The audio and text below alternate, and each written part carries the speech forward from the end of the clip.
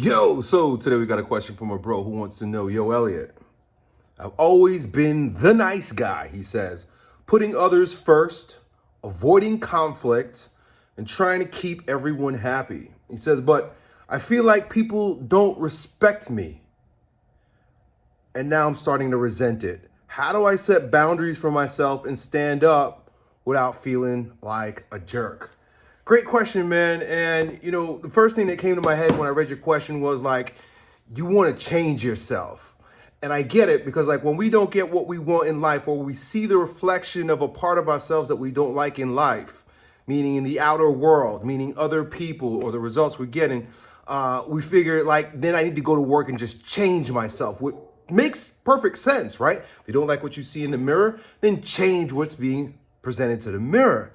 But then I kind of had to back up for a minute. I was like, man, this is a nice guy. You're a nice guy. And with all associations aside with how that means you're a doormat or could potentially mean you're a doormat, it could really just mean that you have a kind heart. You don't want to stomp on people. You don't want to fight. You don't want to get into altercations with people over silly things, right? And that's not a bad trait. That's not a bad trait. And in a world where the more you could step on people, the more you can climb over people, the more that you can scratch and claw yourself to the top and make yourself dominant, the guy who's actually a kind guy gets left to the side, right? In this dog-eat-dog jungle of a world that we live in. And so then what ends up happening is the nice guy, you go and say, well, I need to change myself. I need to be more like those beasts out there that are beating people down and getting what they want so I can gain the respect that guy has, right? And man, the first thing that comes to me when I say that phrase, like get the respect, is like that movie Goodfellas. I don't know if you remember. I think it was Goodfellas, where one of the mob bosses is like trying to teach the kid, like, is respect from love or should respect come from fear, right? Respect is going to be respect either way, but like, are you getting it from love or are you getting it from fear? And that was like sort of like a pivotal question in the movie that ultimately, peaks at the end when the mob boss gets his head blown off. Why? Well, he's highly respected, but feared. And when people fear shit, they want to take it out. So you can climb to the top, you can get what you want, you can assert yourself and be dominant through fear and domination and intimidation, but people actually really fucking hate you. Do you want that? Now, on the flip side, I get it, right? So you're probably already familiar with the flip side. I'm showing you the side that, maybe you're trying to change yourself and become. I want to become like that mob boss. Take no shit, right? Okay, all right. Pluses and minuses to everything. There's good and bad to everything. There's light and shadow every day, everywhere. So let's take a look.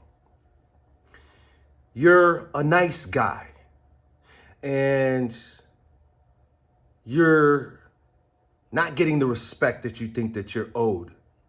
I think the problem is less about what's happening to you or being reflected to you in the world without, the respect that you think you should be getting from other people. And I think it has more to do with the respect that you have for yourself as you are. When I read your question and I started thinking about me and how I want to change myself a lot of times, or I've wanted to change myself a lot of times. I've tried to change myself a lot of times. And it always backfires, and I always backslide, and I always come back to being the guy that God created, just the way I fucking am. You are just the way you are, and I don't think you actually need to change because you're going to be very uncomfortable if you're like the mob boss. What I think is more valuable, more resourceful, is to accept ourselves as we are, and as such, that love that you have for yourself will emanate and be unobstructed because you have no negative judgment about yourself and what you're getting. You're saying, okay, that's the way it is.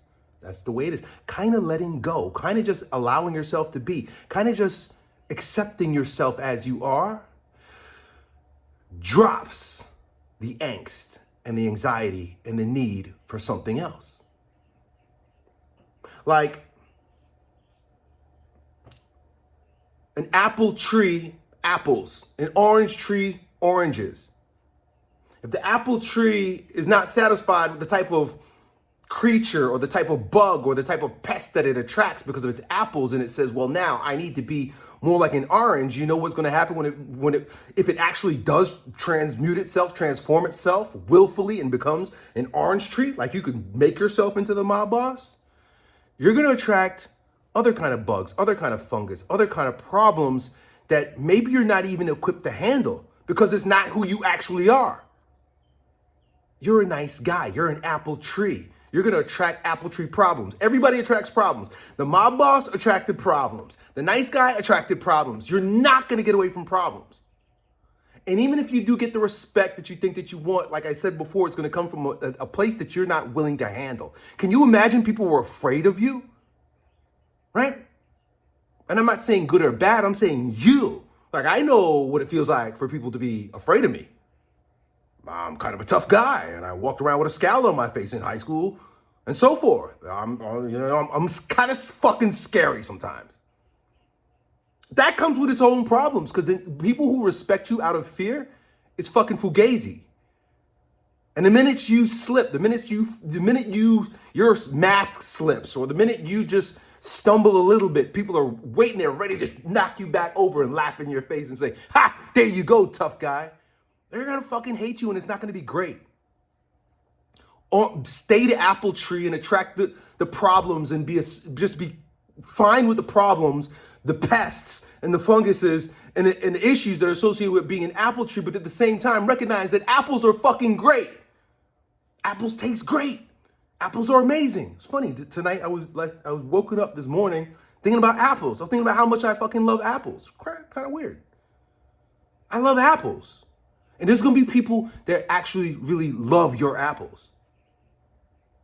Now, all this aside, right? Because this is all about how you see yourself and how you deal with the circumstances. This is all internal, right? So regardless of if guy A or B respects me or not, fuck it, fuck him. I'm cool. I like myself. I'm not going to fight with you. I'm going to let you be. I'm going to let you be who you want to be. And if that means you hate me or you disrespect me, then fine, G. I'm just going to allow myself to be me. Let yourself be you. Now, a lot of you out there might be saying, well, Elliot, should this guy just let people walk all over him? What if people just walk all over me? What if I never get anything that I want in my life because I never assert myself. I never stand up for myself. I never learn how to be aggressive. Did you know? I'm going to teach you something. I'm going to give you a tool. I'm going to give you something very powerful. Probably one of the most powerful tools that you can ever use, especially for a guy like you. But both guys can use it. The gangster can use this too. And he can get a lot more. My mom used to say that you can attract more flies with honey than with vinegar, some shit like that. So it would be good for both guys, but for you, did you know that you could continue to be a nice guy? You could be a nice guy and be a respectable guy by using a particular framework of language. It's called nonviolent communication, NVC, nonviolent communication. I didn't make this up. I think the guy that created it, his name was like Marshall Mathers. Interesting, right? Marshall Mathers? I think it's something like that. Or Marshall Rosenberg, right? Not Eminem, right? He uses violent language.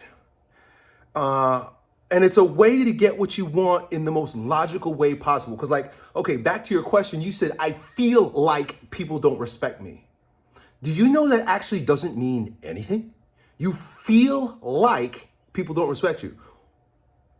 Is there a feeling that's people don't respect me? No, that's a judgment. You gotta understand your language, you gotta understand your way of thinking, you gotta understand the way that you communicate. When you say, I feel like people don't respect me, that's false language. It's irrational language. It's irrational, illogical language. There's no logic there. And you gotta learn how to use logic to describe your feelings. First of all, you need an actual feeling word to describe you didn't respect me. So here's how the nonviolent communication framework works. And this is how you can remain a nice guy. I would invite you to just not kick yourself in the butt for being a nice guy. Stay a nice guy. We need more nice guys. We need more nice guys that are assertive and respectable. Okay? You don't need to turn into a tyrant. But the way that a nice guy is assertive and respectable and almost an enigma to people sometimes. Right? They're like, whoa, I thought this guy was a pansy pushover, and then I tried to do it, and he just did some verbal jujitsu and body slam my ass with nonviolent communication. So nonviolent communication is the most rational way to explain yourself to someone who's just not getting it, right? Even though you're being a nice guy. Here's step one. Logically describe the thing that happened. Like plain and simple what happened. Earlier when you stepped on my toe, just now when you stepped on my toe, right? So that's very plain and clear. He knows he stepped on your toe. You know he stepped on your toe. There's no judgment. There's no feeling. There's just you stepped on my toe, right? Right? Are we clear on that? Just now when you stepped on my toe. So the person immediately has to say yes, right? They're not saying no. When you say, I feel like you disrespect me, the first thing people do is this. Whoa, whoa, whoa, whoa. Who are you, buddy? But if you say, you just stepped on my toe, they're like, well, yeah, I did. I just stepped on your toe. So you describe the thing. That's step one. Describe the thing that happened, right? Just now when you said ABC, whatever it is. Then the next thing you do is you take responsibility for what happened next. You say, I felt. And you need a word. You need a feeling word. You need to go to ChatGPT and say, give me a list of feeling words. You need a feeling word. I felt angry. I felt confused. I felt sad. I felt agitated. Whatever it is. But it has to be a feeling word. If you say, I felt disrespected, that's a judgment. That's a judgment. There's no feeling that's disrespected. That's not a feeling. That's something that you're judging happened. So you have a feeling. You have the thing that happened, right? You stepped on my toe. You had your feeling. I felt. You're not pointing your finger at the person. Once again, you're pointing your finger at the activity, and then you point your finger at yourself. You say, I felt angry. Because, this is the third part, there's only 4 parts, because my need for, and you just described the need that wasn't met. My need for clean sneakers, it could be that simple, like you made my sneakers dirty. My need for clean sneakers. Or it could be my need for respect, because maybe they said something to you in a disrespectful way, right? You're just saying, look, I felt this when you said that because my need for something wasn't met. My need for inclusion, right? My need for communication. My need for calm, cool, collected conversation. Right? So whatever need was not being met, it could be as simple as I need clean sneakers, and you just muddy them up. And then you just simply make a request. You say, would you be willing in the future to not step on my toe? Would you be willing in the future to not bring that up? Would you be willing in the future to say this instead? The whole thing neutralizes people instantly because it's logical, not emotional, and most people are fucking emotional. It's logical, not emotional, so it diffuses immediately. It confuses them, stuns them, stops them right in their place, and respect for you is like, it is like snuck in. You know, a lot of times, like, we try to get respect by willing, like you gonna respect me. It doesn't have to work that way. You can attract respect by staying a nice guy, but speaking logically to those who just don't get you yet. Stay you, remind people who you are, by speaking logically through nonviolent communication, dude. Done.